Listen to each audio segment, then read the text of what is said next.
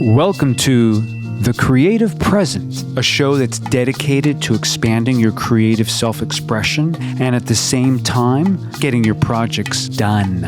And I'm your host, Joshua Townsend.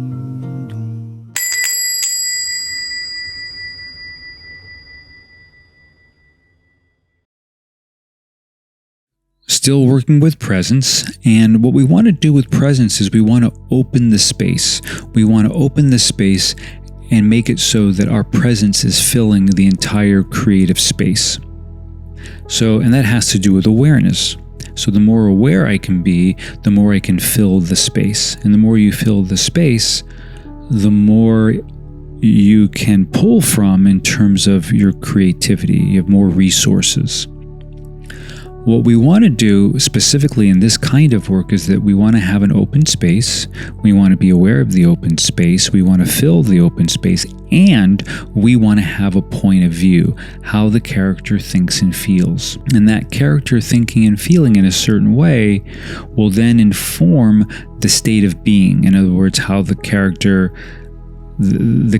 baseline of how they're comporting themselves in that environment. So let's go to an example. In a narrative, you're going to have all different kinds of imaginary circumstances, or the circumstances of the character. So let's make up one right now. So let's say I have an open space. I've created an open space, so I'm really being informed.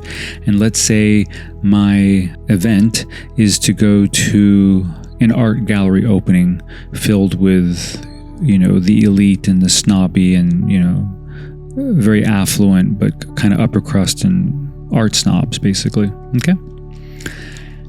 And so I have a point of view about going to that kind of art show, that kind of art gallery with those kinds of people. That's the character's point of view.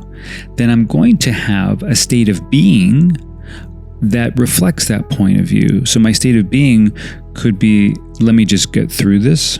Like I think and feel like I don't want to be here. I want to get out as fast as possible. My state of being could be, let me play with these people and torture them a little bit, right? So my state of being could be a bunch of stuff based on the point of view. But the point of view is still the point of view, right? I could have a positive state of being with a point of view that these people are a bunch of elitist, jerks.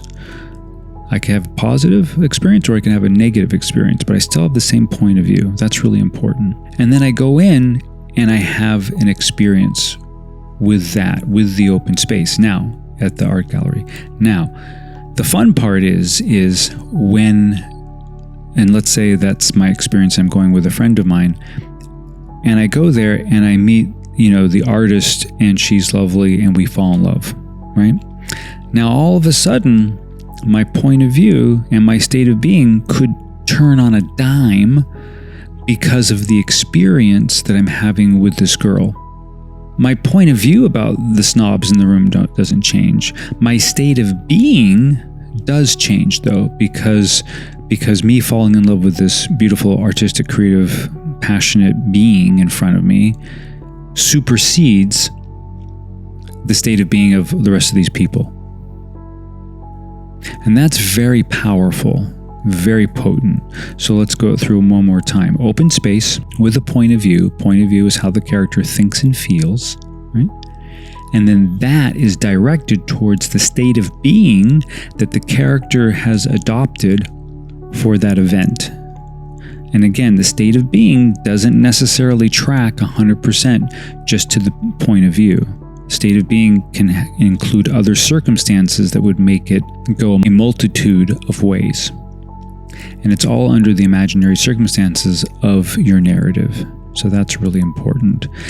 Now, how do you practice this? Well, you can practice this literally anywhere. And this is one of the great joys of my life, is I could take this going into a market. I could take this going into the post office. I could take this going into the mall. And what I always share with people is you can take these exercises and say, okay, when I cross over the threshold of the market, these double doors into the market, that's when my improv or my practice starts. And then I work on whatever I want to work on, either point of view or state of being or whatever it is.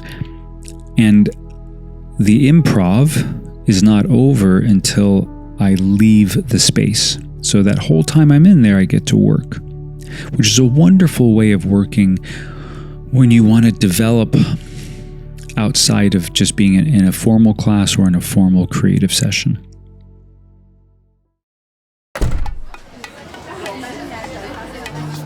Thank you for listening. If you love what you're listening to, please subscribe and then share with fellow creatives. For more, go to joshuatownsend.com.